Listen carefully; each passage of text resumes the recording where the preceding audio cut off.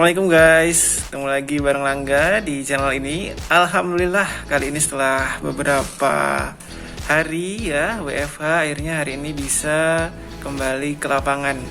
Asli kangen banget ini berkegiatan di lapangan ya. Alhamdulillah setelah ada surat ini jadi bisa ke lapangan ya. Nanti mengenai surat ini kita akan ada di konten lainnya.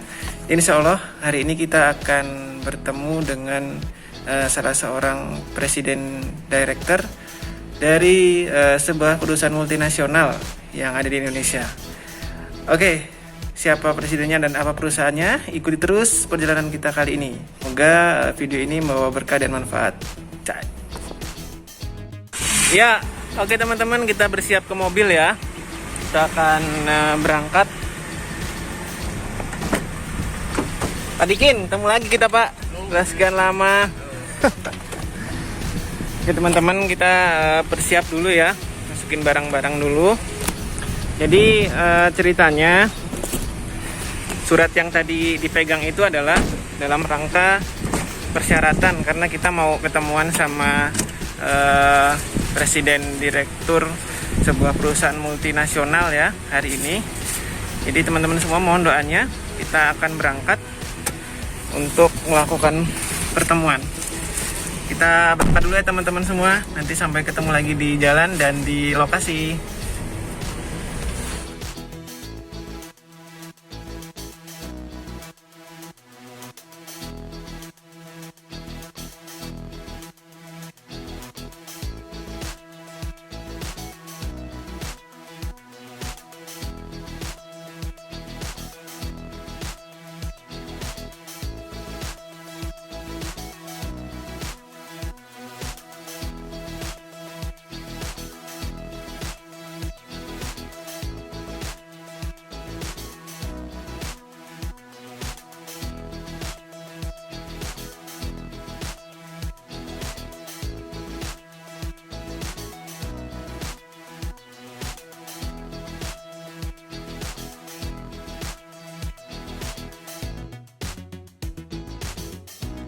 Ya oke guys, kita udah mau sampai ya.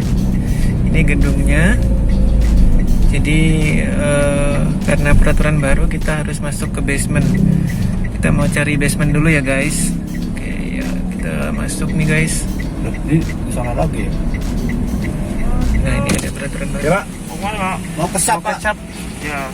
SAP. Masukin langsung aja Pak, muter aja. Motor sini ya Pak ya? Iya. Oke siap, makasih ya Pak. Oke. Ini kan tinggal dulu.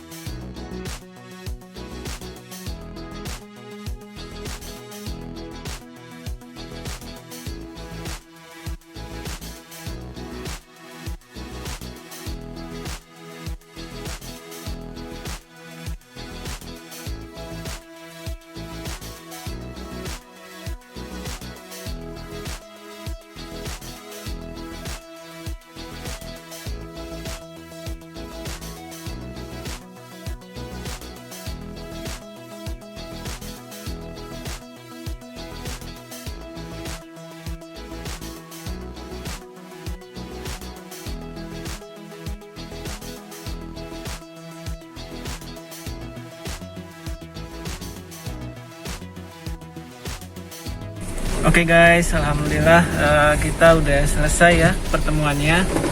Namun tadi secara mendadak ketika pas sudah mau deket kantornya, itu asisten pribadi dari presiden direkturnya menyampaikan bahwa mendadak beliau ada keperluan sehingga kita tetap jadi bertemu, hanya diwakilkan dengan yang ada di kantor.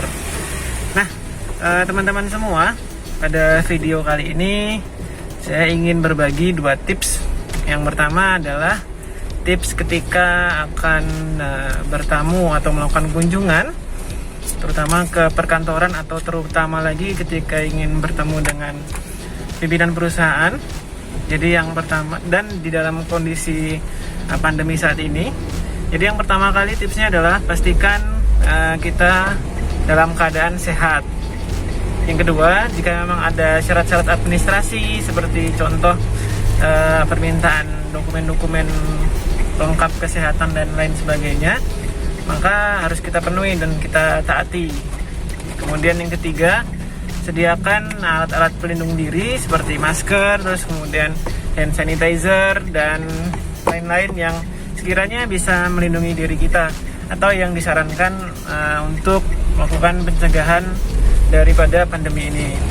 Nah, terus kemudian tips yang selanjutnya adalah gunakan dress code yang sudah ditentukan. Jadi kebetulan di surat undangannya dress code-nya adalah batik coklat. Jadi hari ini saya menggunakan batik coklat ya. Dan yang tentunya tips yang selanjutnya adalah datang tepat waktu. Ada baiknya untuk datang di awal waktu.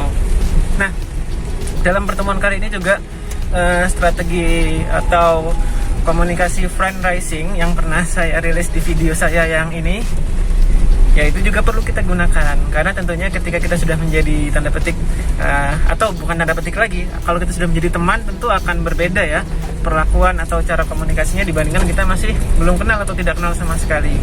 Jadi pola-pola komunikasi fundraising tentunya perlu kita olah dan kita lakukan dengan baik agar komunikasi bisa menjadi lebih luas dan lebih enak untuk semuanya.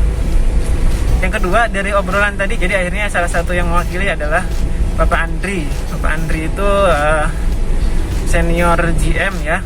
Mohon maaf, nanti saya coba cek lagi jabatan beliau. Intinya yang menangani penjualan Sharp secara nasional di Indonesia. Orangnya humble banget, luar biasa. Dan ternyata beliau adalah anak dari tentara. Nah, beliau berbagi tips terutama dalam kebencanaan ini, karena kan kita di Indonesia memang sekali lagi kita perlu berdoa bersama ya teman-teman, atau kita perlu berdoa agar bencana-bencana yang terjadi di negara kita ini dapat segera selesai dan berlalu. Baik, kembali ke tips dari Pak Andri tadi, disampaikan bahwa ada 2 tips simpel teman-teman. Jadi kalau misalkan ada kebakaran atau ada bencana apa di rumah, siapkan 1 spray gitu katanya, masukkan barang-barang di situ, lipat spraynya, langsung sudah pergi.